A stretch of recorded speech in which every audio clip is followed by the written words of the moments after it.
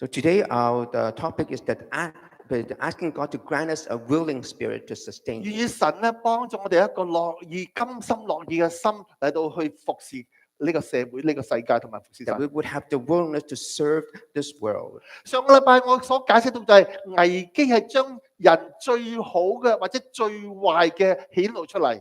And last week I have mentioned that the crisis bring out the best or the worst in us. 大多數人喺危難當中係只係顧住自己保存自己嘅性命嗰條命仔就係最重要嘅。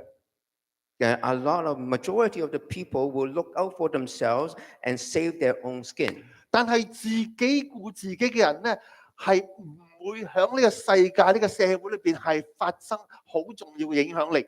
But those who only look after themselves will not be of any usefulness or impact to this world. 唔會將自己最好嘅發掘到出嚟。 They will not be able to discover the best in them. 一個成功嘅人唔單止知道點樣保護佢自己，亦都係懂得把握呢個機會咧，係唔讓呢個咁重要嘅機會係流失咗。 And those who are successful not only know how to protect themselves, but also know how to take hold of opportunity that's presented before them. 佢唔單止保護佢自己，佢都係盡佢力量係去幫助有需要嘅人。 He's not looking only after himself, but also to help those who need help. 成功嘅人同埋英雄就係因為咁嘅緣故應運而生嘅。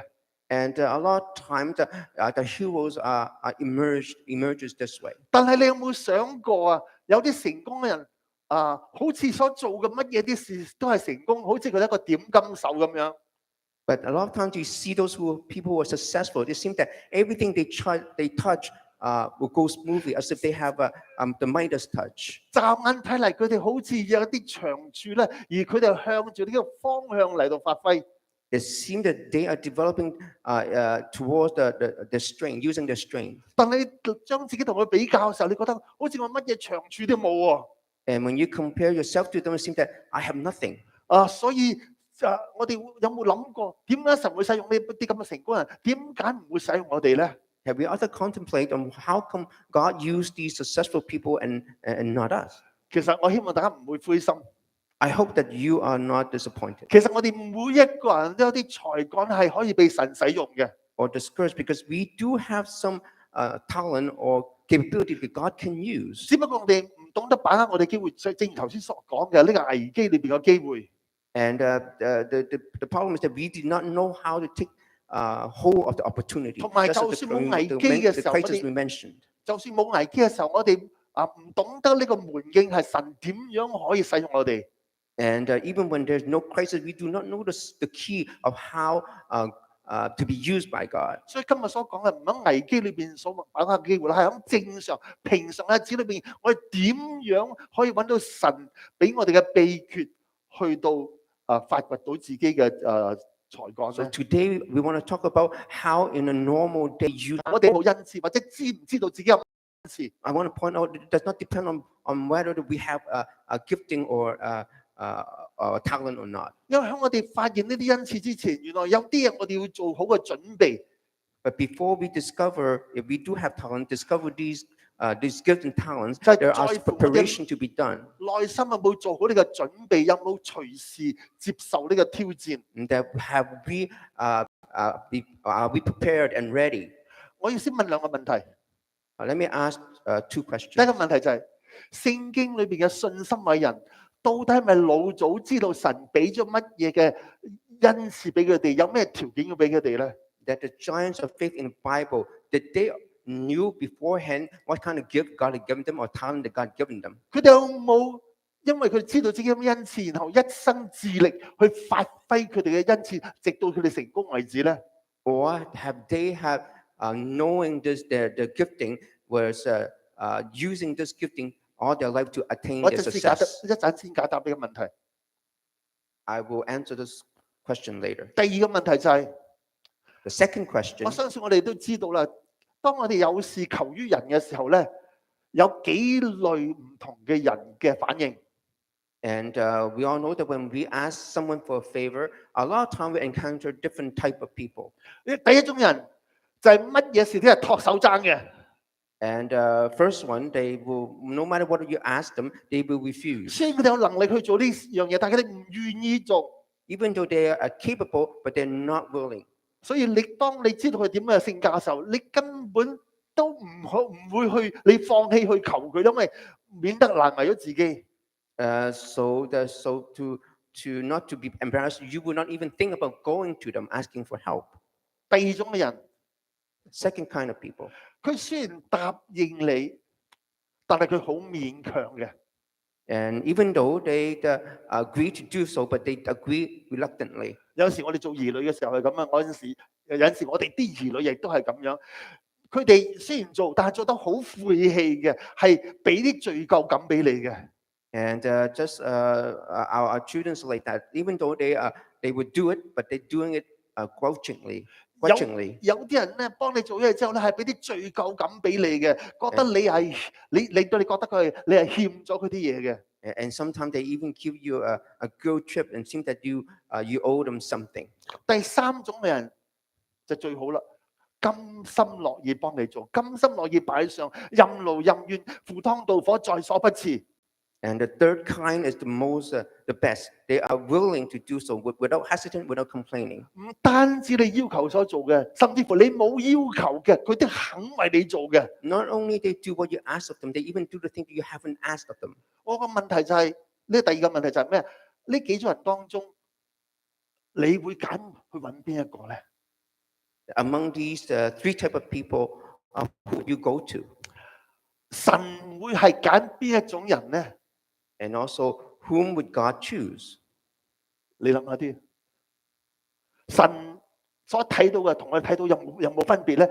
我哋睇到人咁難相遇，或者咁好相遇，神係咪同樣睇到同樣嘅嘢咧？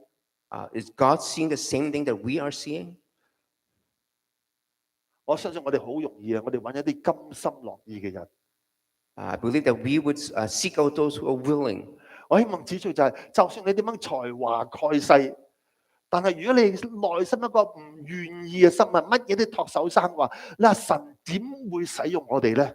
And even though that you are full with gifting and talent, yet yet if you're not willing, how would God use you? 將我哋拖入呢個咁嘅環境當中，你估邊一個？我哋要成為邊種人，神先至會揀選我哋咧？ So if we're in that situation, what type of person should we become so that God can use us? 我再解釋第一個問題啦。So I'll explain the first question. 原來聖經裏邊俾我哋睇到嘅一切嘅偉人咧，佢根本一直都冇留意到佢有咩恩賜。That in the giants of faith in the Bible, that all along they did not know what kind of gifting they have. 佢根本唔知道佢有咩恩賜，所以佢冇一生致力向着呢個恩賜嚟發揮，直到佢成功。And because of that, they did not focus on their gifting and try to attain success that way. 如果你留意清楚嘅時候，神係揀選一啲樂意嘅人，佢個才幹係其次嘅，因為就算佢冇嘅時候，神會再裝備佢之後。And when you pay attention, you see that God finds those who are willing, and the talent is just secondary. Even if they don't have the talent, God will provide. 往往當神揀選人嘅時候，佢根本唔係真係知道佢有點樣天賦嘅恩賜。And a lot of times people did not know what kind of God-given talent they have. 甚至乎當佢成功之後，佢先知道，哇，原來有咁嘅恩賜嘅喎。Only after they became successful, then they knew their gifting. 我舉幾個例子喺聖經裏邊嘅，第一個例子就係約瑟。And I'll give you a few examples. The first one is Joseph. 約瑟喺只當代嘅時候係一個最成功嘅人。That at his time, he's one of the most successful person. 但係唔係因為佢心知肚明佢有咩恩賜。And it's not because he knew of his gifting. 從佢做奴隸直到佢做宰相之間咧，我相信佢完全唔知道佢有咩恩賜。And I believe from the time that he was a slave until he was the prime minister, he did not know what his talent is. 如果你問佢你有咩專長嘅時候， If you ask him what is your specialty, 佢可能會同你講咧，我專長係發夢。and he may say to you, it is dreaming. 因為呢個係我哥哥幫我講佢嘅花名係嘲笑我嘅。And it is a name that my brother given me to tease me. A nickname。但係呢個意思係咩話？我發夢王呢個意思就係你所發嘅夢係冇意思嘅，係無聊嘅，係唔等使嘅。And the nickname named me the King of Dreams because all my dreams are nonsensical and useless. 所以佢根本覺得自己係無謂嘅喎嗰時候。So he thought himself to be useless. 假如你話俾佢聽，喂，我睇到你好大潛力啊，你會一日會做宰相㗎。我相信佢唔會信你講嘅説話。But if you say to him that I see the potential in you, that one day you'll become the prime minister, I think that he will not believe you. 覺得你係痴人説夢，係發神經啊！你咁諗。That he will think that you're just so unrealistic. 所以佢根本係唔知道佢有咁嘅恩賜係做領袖嘅恩賜。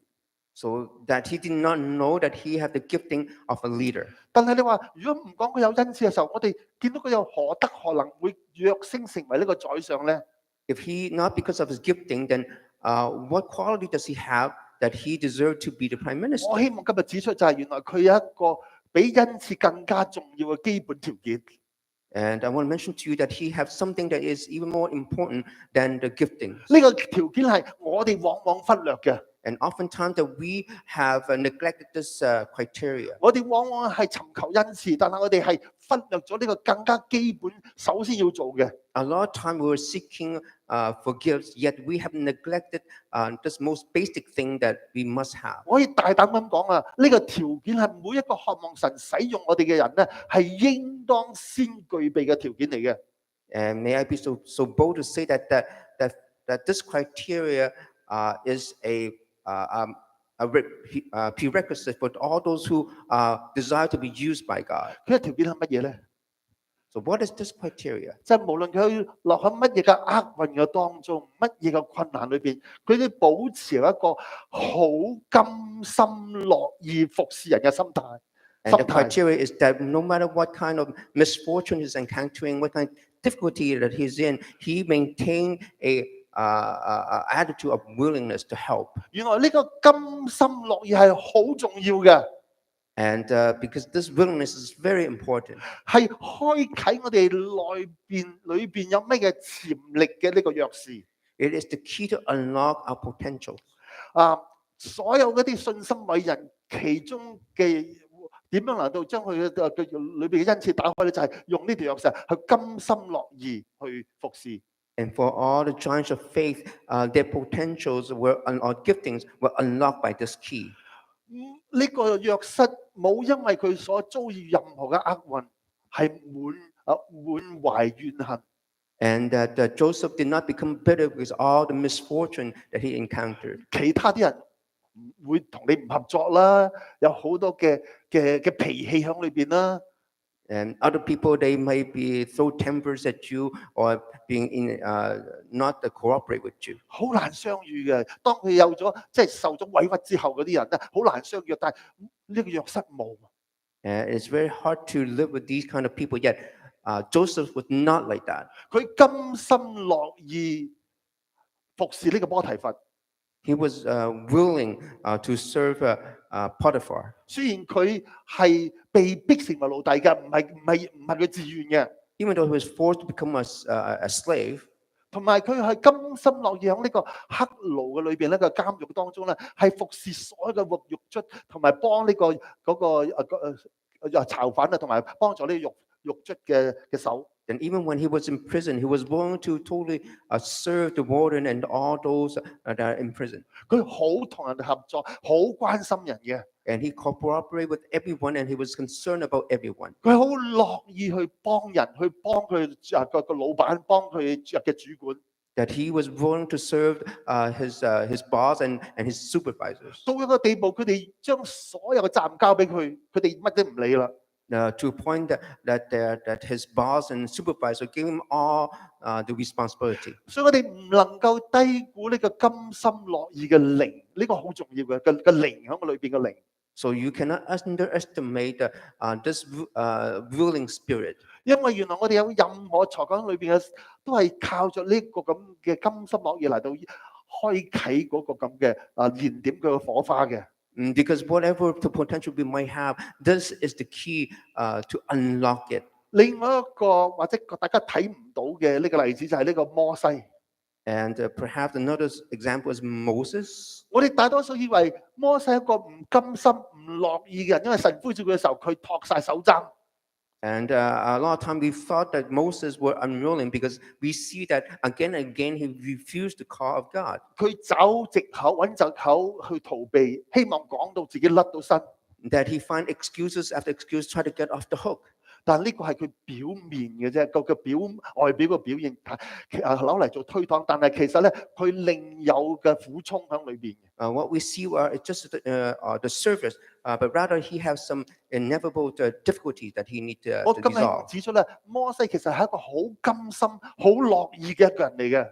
But actually, Moses is a person who's very willing. 你記得喺40年之前， And you must remember that 40 years ago, 佢見到一個以色列人係被埃及人欺負。that he saw that a Jew was being oppressed by Egyptians. 所有人都見到係若無其事咁行咗去。 Everyone else saw it, but yet they just walked away. 但係一個甘心樂意人咧係唔同嘅，佢係挺身而出，佢要解救呢個被欺壓嘅人。And but those who are willing, they would step out and deal with the 我 situation. 頭先所講嘅甘心樂意人啊，唔單止做你要求佢做啊，你冇要求佢，佢都肯去做埋嘅。And just as I mentioned, not only those who are willing, not only will do what you ask of them, they will do whatever that you didn't ask of them as 佢唔 well. 單止幫呢個被欺壓嘅人，甚至乎咧將嗰個欺壓者咧係打死咗。So Moses did not only help his kinsmen, but he also killed the oppressor. 即係話佢咧甘心樂意到嘅地步係成個人瞓晒落去嘅。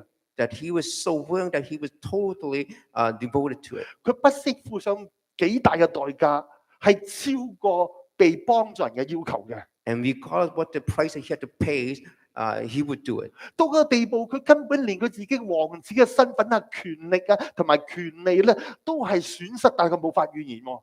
And to a point to where he lost his status and his authority as the prince, yet he did not complain. 如果我哋睇清楚呢個故事嘅時候，你知道係被幫助人咧，根本係唔值得幫助嘅，因為佢之後恩將仇報嘅。And you read the story, you knew that those that he tried to help was not worthy of his help. 但係摩西連嗰啲唔值得幫嘅，佢哋甘心落去幫佢。And because they returned his kindness with ingratitude. 另外有一次好重要嘅事件就係當佢逃走嘅時候咧，走到呢一個米甸嘅地方。And another event is when he was escaping the Pharaoh.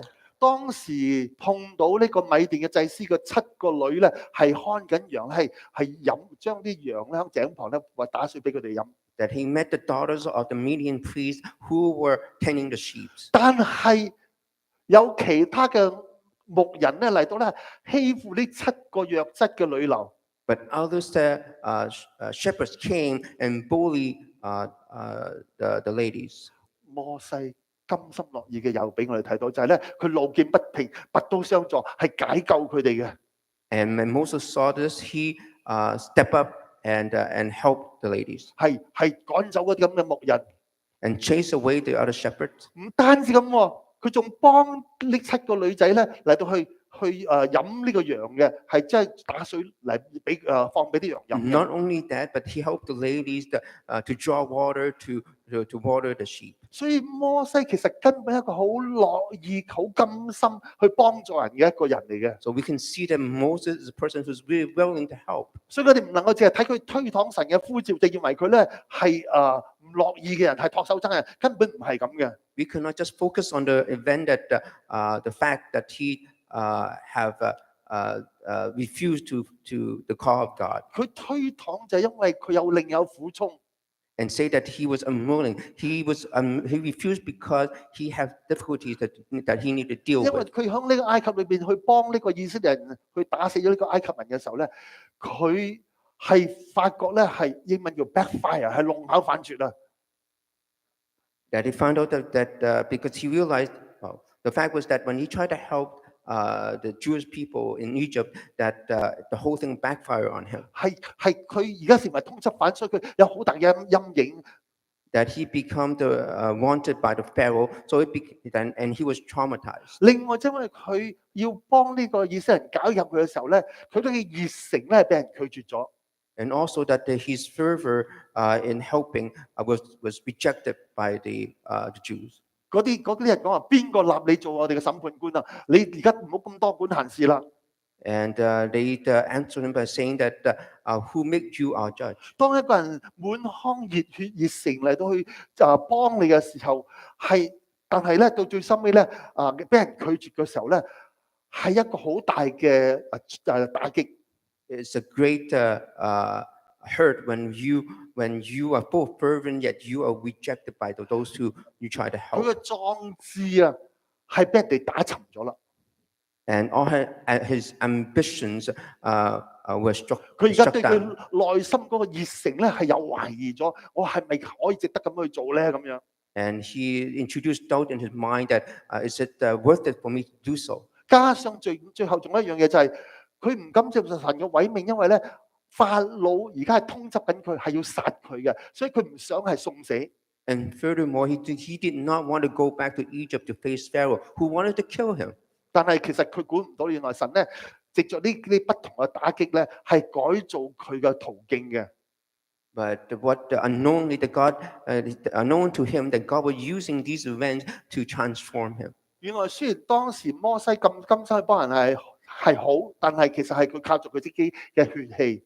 Because even though that his willingness is good, but yet he was helping through his own blood and flesh. 佢靠住佢血氣去解救以色列人。And using his flesh to try to help the Israelites. 但係發覺係撞咗板。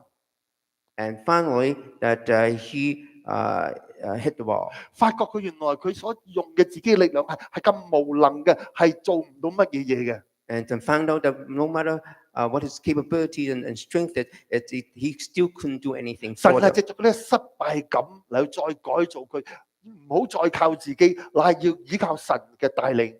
But God used this to make him realize that he needed to depend on God to accomplish it. 當佢應承答應神嗰個呼召之後，你發覺佢原來個樂意嘅靈咧係有增無減嘅。And you find out that at the end, when he accepted the calling of God, that his willingness increased more than 然 before. 後佢發現原來佢咁高嘅領袖嘅潛力係去領導以色列人。That he had this great potential to lead the Israelites. 當然約瑟亦都係啦，當佢甘心樂意，身邊神揀選佢做呢個領袖嘅就係佢就係其實開啟咗呢一個佢嘅恩賜嘅鑰匙。And it's the same with Joseph, that their willingness were the key to unlock their potential. 第三個例子其實就係當主耶穌講到一樣嘢，就係講到呢個供養以利亞嘅西頓嘅外邦婦人寡婦。And the third example is the example that Jesus gave of the widow who took care of Elijah. 以利亞嘅成功嘅背後有一個勞苦功高、功不可沒嘅外邦寡婦。And behind the success of Elijah, it is this Gentile widow. 主耶穌對佢嘅評價好高嘅，呢個寡婦評價，佢喺以色列人裏邊咧，神冇揀選任何一個人。And Jesus thought of this widow very highly because among all of Israel, God did not pick anyone except her. 要喺呢個以色列以外揾一個外邦嘅寡婦。And that God had seek out this widow. 點解咧？ Why? 因為神知道呢個外邦嘅寡婦係與眾不同嘅，佢係一個樂於助人嘅心。Because God knew that this widow is quite different than others, that she's willing to help. 到乜嘢地步咧？就係到一個地步，佢能夠將佢嘅生命都擺上嘅。That his willingness is to the point where she is willing to sacrifice her 因為 life. 當時係饑荒， Because at that time it was a famine. 到揾唔到嘢食。 There's no food anywhere. 呢個寡婦只係得最後一餐嘅油同埋麵。And this widow only have the last portion of oil and bread. 其實呢個以利亞問佢嘅時候，其實佢已經係到最後啊，窮途末路啊，到最撈尾嗰個一個份量，食完佢就死㗎啦。佢話 And when Elijah asked of her, actually that portion she had was her last meal. 有邊個人會肯將自己救命嘅一餐，雙手奉送俾一個陌生人，唔識唔成嘅？ And who would give their last meal, their life to hand it over to a stranger? 尤其是佢仲有一個心愛嘅仔啊，呢個孤兒啊，係個孤兒嘅食物嚟嘅。And also she have a son, 但係佢居然係肯， but yet she was willing. 呢個係罕見嘅，係以色列裏邊揾唔到嘅，甚至響當今現代都可能揾唔到嘅。This is very rare that we could not find anyone like that in Israel. Even today, we wouldn't be able to find anyone 我 like that. 相信呢個態度啊，根本唔係因為佢見到以利亞實突然間心血來潮會咁樣做，乃係佢一直係習慣係咁樣幫助人嘅。And I believe this is not just at the moment when she saw Elijah, does she have a heart to do so. I believe she was like that always. 佢做人嘅態度就咁啦，係甘心樂意做人，所以咧神係睇重呢樣嘢。And it is her attitude in life that she had the willingness to serve, to help 神 others. 揀選佢， And that's for that reason God chose her. 呢個結論就咩咧？原來係被神重用嘅。其實嗰啲人係根本唔知道，預先知道佢嘅恩賜係乜嘢，然後向咗呢個方向發展。From this, we see that those who are used by God are not those people who knew of their talents, and they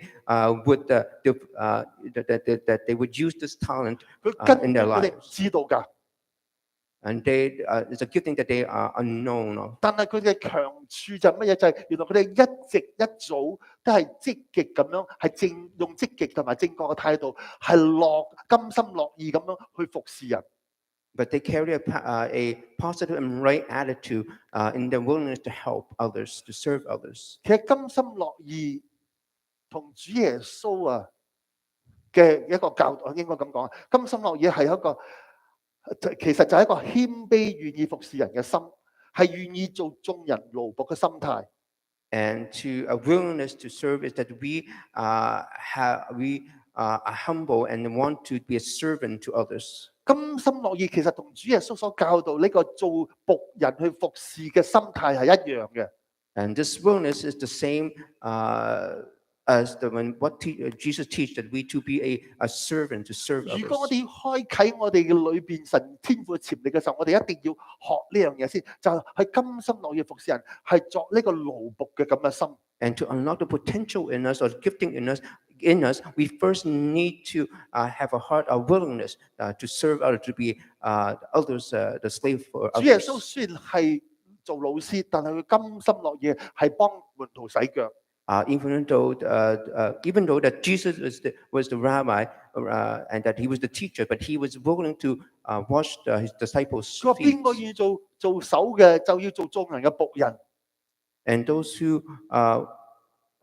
want to be first must be your slave. 呢個約瑟就係咁啦，做眾人僕人去服侍監躉，啲監躉已經嘅地位已經咁低㗎啦，但係佢啲願意服侍佢哋。 And this is how Joseph was. He was even willing to serve those who are imprisoned. 然後神將佢擺到最高。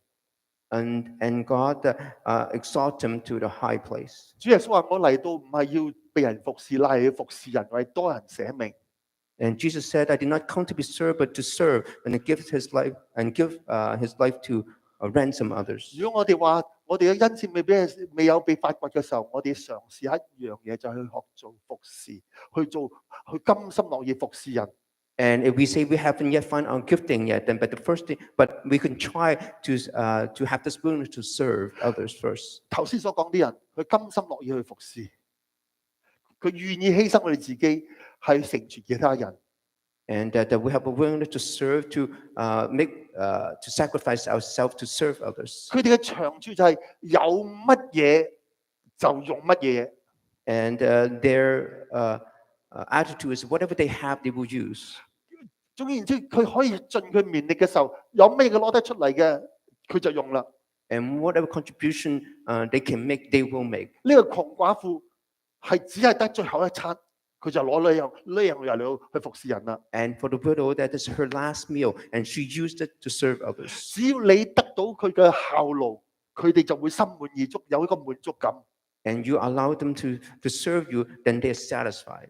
當一個人如果能夠咁樣踏出呢個小小一步嘅時候，將自己獻上， And if we are able to take that small step and offer up ourselves, 原來往往人所需要嘅係需要你幫助嘅，其實就係神俾佢嘅機會嚟到發掘你裏邊嘅潛力係乜嘢嘢。 and oftentimes the opportunity where you can help people is the opportunity God given you to discover your 未 gifting. 必一定係你所估嘅潛力，你以為我恩賜係咁樣，但未必係咁樣樣。嗱，原來神咧藉着人哋嘅懇求，係幫你發掘到你裏邊有咩其他嘅恩賜。 You 係 may 你冇 discover 知道 that your 嘅 gifting is not what you think you have. 一個樂意嘅靈，就讓我哋把握咗一個神擺喺我哋面前一個黃金嘅機會。 A willing spirit will allow us to take hold of the golden opportunity 我 God 哋 has 唔 presented 需要 before 等 us. 到有咩危機、有咩嘅大嘅風暴啊、有咩火山啊、山火啊之類，先至可以成為成功嘅人。 You don't need a great crisis like a forest fire or catastrophe to become a hero. 有陣時有人揾你幫手，其實呢個神俾你去得勝嘅機會嚟嘅。 And when someone seek out your help, it is the opportunity for you to become victorious. 所以弟兄姊妹，我請你哋大家唔好再等到你明白知道你有咩恩賜先出嚟服侍。 So please do not wait until you discover your gifting before you come out to serve. 響現代有啲教會就係有陣時有啲咁嘅講座，就係點樣發掘自己恩賜啦。你發掘咗恩賜，你可以用呢恩賜，但係其實冇走向退而一步。響未發掘咩恩賜之前，有冇一個願意甘心願意嘅心咧？ And a lot of time the churches preach on how to discover your gifting, how to use your gifting, but yet they haven't talked about, take a step backward and talk about how to prepare yourself to be ready to use this gifting. 嗱，換個話嚟講，如果你知道你自己恩賜係乜嘢，你才幹係乜嘢嘢？ From another angle is that if you know of your gifting, 你覺得咧，如果我呢個恩賜能夠大派用場，咁我就去做啦。 and you think that, well, if I can really put in full display, then I will go and do it. 如果唔係嘅話，唔啱我個路，唔啱我心水嘅時候，冇人賞識我，我就袖手旁觀，我就漠不關心。 And if I don't get any recognition or appreciation, then I'll just sit there and watch. 我就睇人做。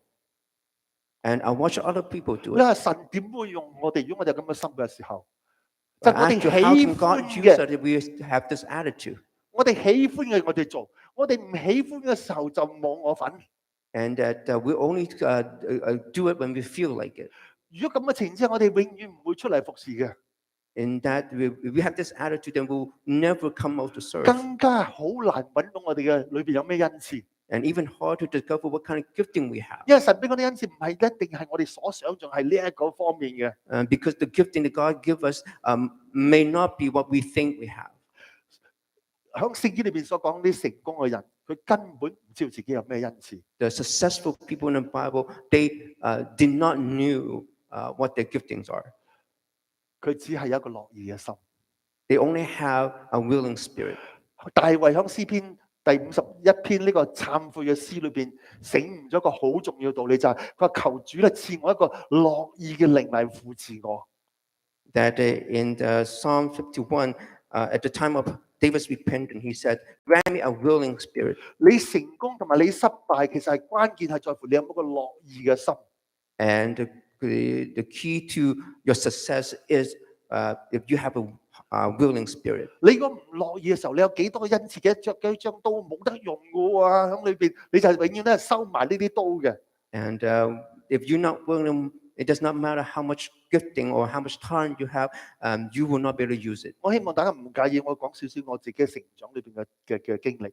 I hope you don't mind that I'll share with you my experience in growing up. 我睇翻轉頭咧，我相信咧神咧係一直咧係栽培緊我又栽培一個樂意嘅靈喺我裏邊。 And I believe that all along God have cultivated this willingness to serve in me. 原來老早神咧係預備我將嚟嘅日後嘅侍奉。 And from a very early time, God had prepared me for my service. 呢個係從呢個樂意、甘心樂意嚟開始嘅。 And it started with my willingness to serve. 響14歲嘅時候， When I was 14, 我媽媽係開緊一個響旺角洗衣家裏邊咧，係開緊一間幼稚園嘅。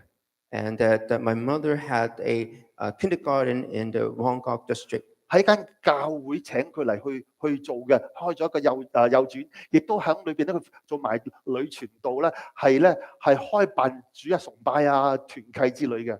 And also the time that he was invited by the church to do this kindergarten, and she also were being the evangelist as well, the holding services. 所以我經常去嗰度去幫佢手。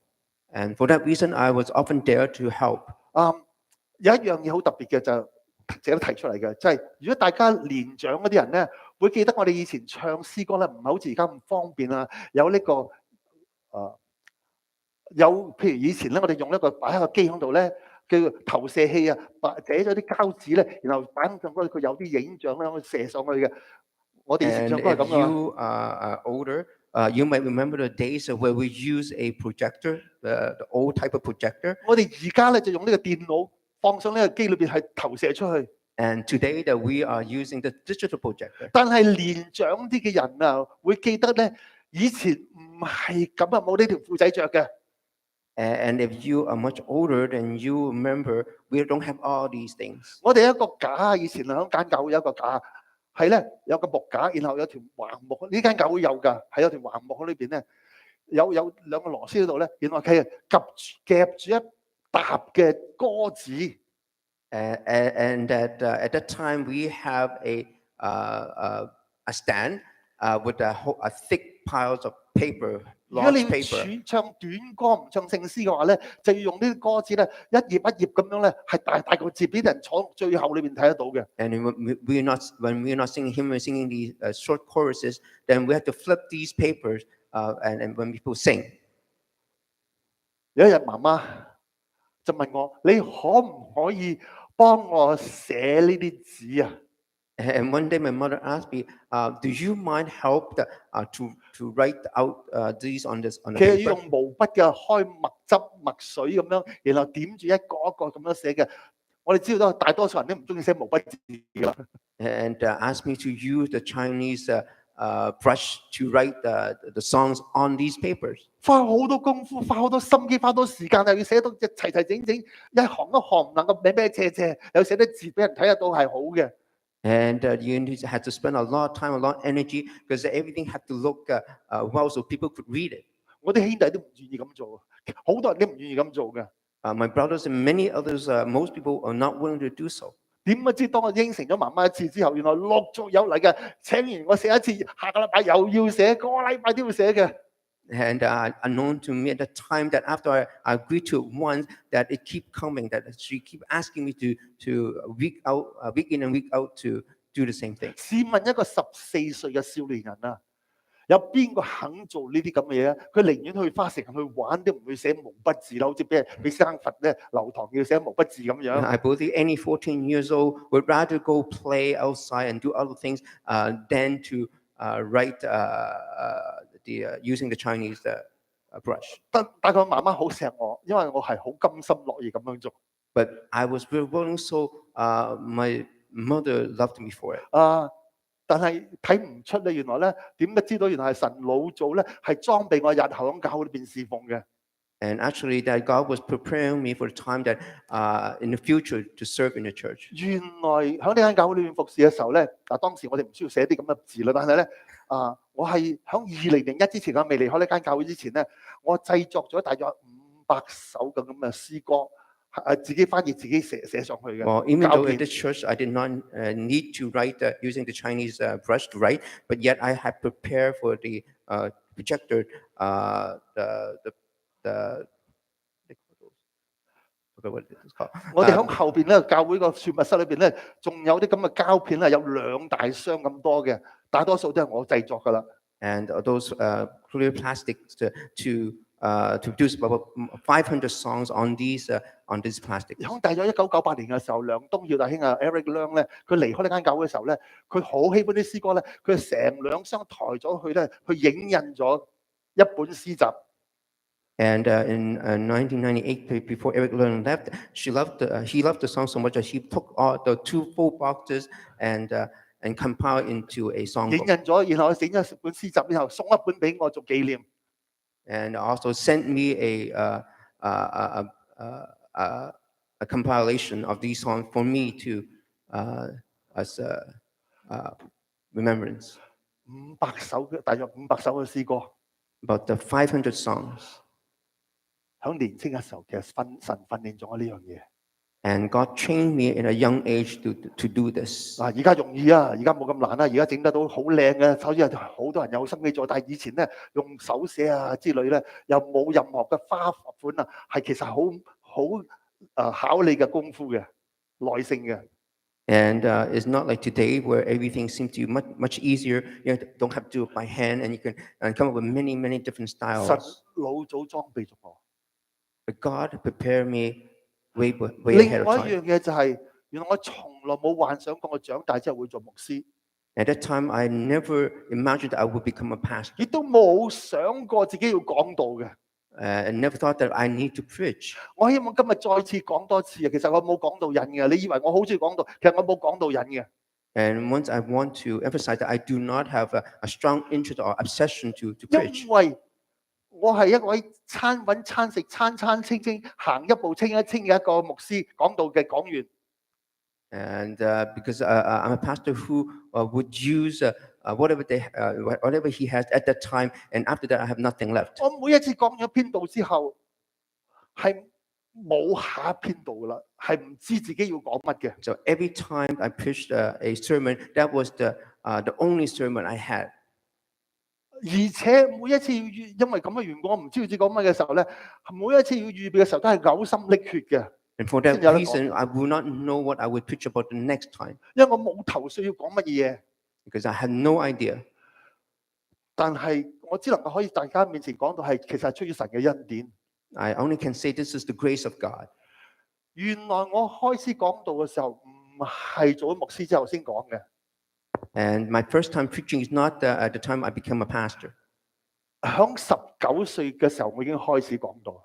That I started preaching at the age of 19. 有一日又係我媽媽啦， One day, again, my mother, 我媽媽請我去佢另外一間教會去講道。 and she invited me to another church to preach. 我以為佢講笑啊， And I thought she was joking. 然後最收尾先知原來佢認真嘅。 And only after I realized that she was serious. 我同佢講話，我係一個乳臭未乾嘅，又冇人生經驗嘅，我又唔識講話嘅，喺一班成人面前講道，我邊日能夠咁樣做啊？何德何能啊？ And I said, what quality could I have? I'm so green in experience in life, and what could I have? What do I have to offer? 如果你要知道講道幾難嘅時候，你問一問我哋教會裏面有啲執事咧，或者有啲弟兄姊妹咧，響主日講個道嘅時候，你知道咧要花幾耐嘅時間佢哋預備咧？ And if you don't know how difficult it is to preach, then you can ask the deacons or and others who have preached on Sundays, and how difficult it is to prepare. 雖然我咁樣推搪，但係我媽媽唔接受啊！佢認為我可以勝任愉快嘅，佢對我好有信心嘅。 Even though that I said that I refused, but yet she thought I was up to the task. 佢最後答應咗佢。 So at the end, I agreed. 我存着恐懼戰兢嘅心嚟預備，提心吊膽咁上個台上嗰去講。 And that with fear and trembling, I prepared, and I was anxious when I go on stage. 響19歲以前，我講過最低限度3次道。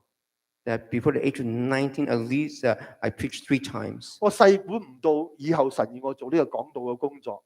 I did not know at the time that God would use me in such a capacity. 對一個唔真係咁喜歡講道嘅人，你知道我講過幾多次道咧？ And for someone who do not like to preach, you know how many times I preached? 你估下啦。 You can take a guess. 我上個數㗎，我有記錄嘅喺裏邊嘅，唔 I 係自己作出嚟，唔係靠估嘅。 have records, and I took account. I'm not just a guess. 44年， 44 years. 有冇人咁估啊？冇人咁估啊！我講過6000次道啊，包括查經會啊之類嗰啲。I preached roughly around 6,000 times. 6000次啊，對一個怕講道嘅人咧，係一個神蹟嚟嘅。 It is a miracle for one who's afraid to preach. 要幫助他明白講道嘅困難咧，其實原來我以前接受一間教會啊，佢前任幾個牧師咧，佢只能夠每一個月講1次道啊，多過咧就已經好吃力啦。and you want to know how difficult it is. And the church I attend before, many of the pastors would only preach once a month. 佢哋需要平信徒咧同埋長老咧每個月輪流去講，幫佢手。And they arrange for the elders and the lay leaders to take turns in preaching. 另外喺香港讀神學嘅時候咧，有科神學課程咧，個老師講俾佢聽咧，佢話佢有啲學生啊，畢咗業之後去做牧會咧，佢話2年之後咧就要求救啦。And then there's the teacher in seminary in Hong Kong told me that told the students that after some students graduated, and 2 years later they come back to seek help. 因為江郎才盡啊，再冇資料去講啦。Because they couldn't find anything else to preach. 所以有一啲咁牧師咧，係2年要換一次教會，因為咧佢冇得再供應啦，佢所以換第間教會，佢可以翻炒舊嘅講章去講。And also some pastor would change church every 2 years because then they can reuse their old sermons.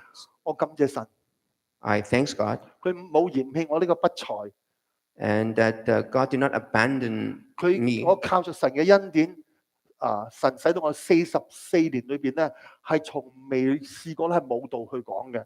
And in the 44 years, I never had a time where I have nothing to preach. 除咗2次之外， Maybe except twice, 就係因為我冇時間去預備。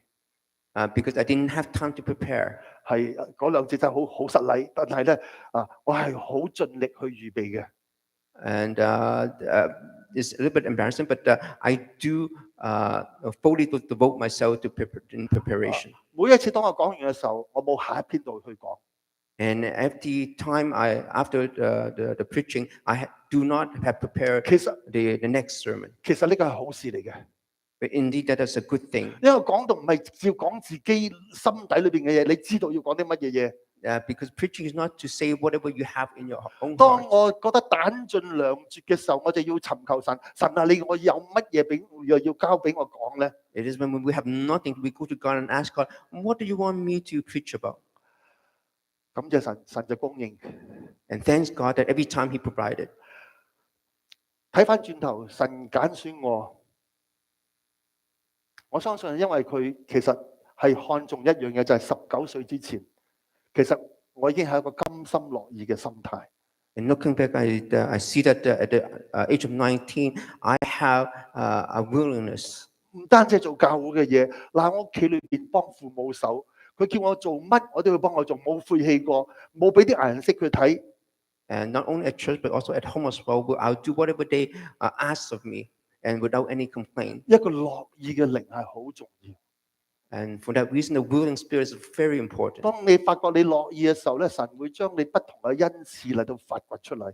And you find that when you're willing, then God will allow you to discover your giftings. 就算一啲隱藏你根本唔知道恩賜，神就會藉著佢呢個樂意嘅心咧，就係發掘出嚟。 Even those who are hidden, God will unlock it for you. 我結束嘅時候，我要同大家講， And as I close, I want to say to you, 你嘅心態係點咧？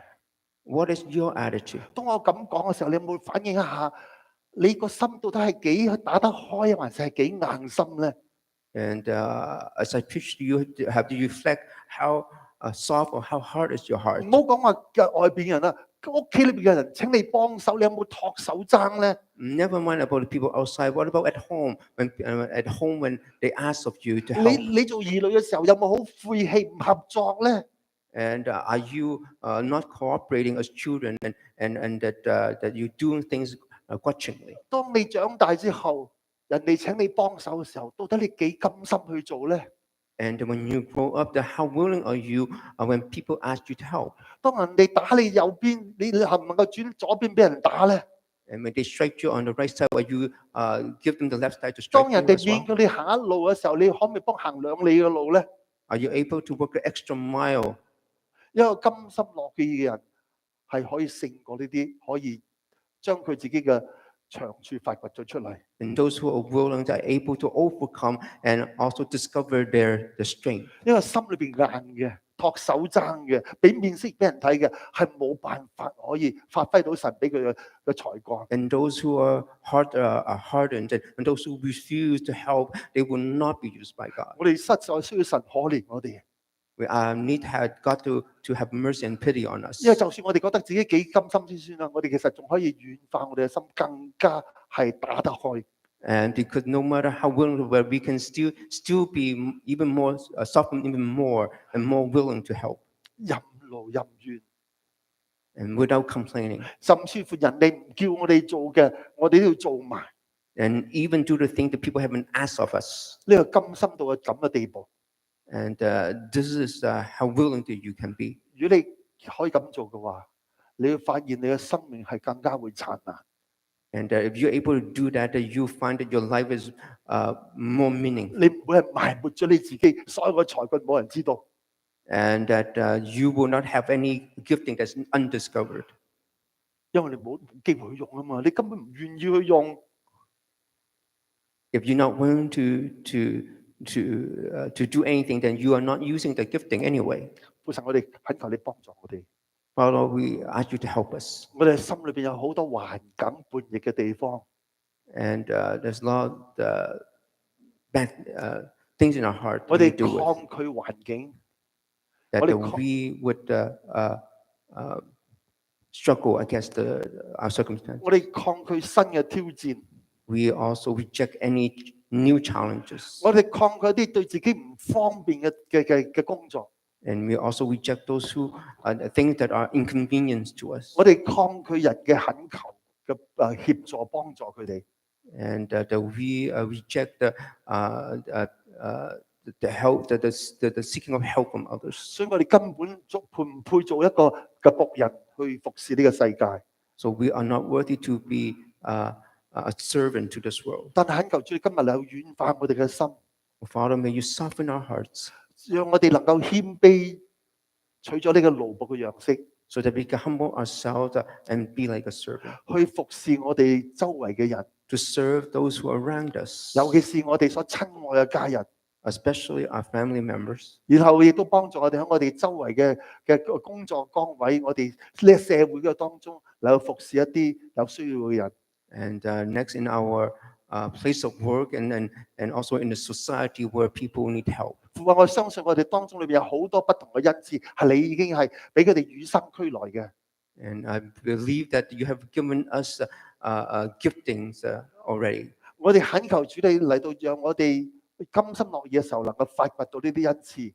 And that we would discover these innate gifting that you've given us. 叫我哋人生係活得更加燦爛，更加多姿多彩。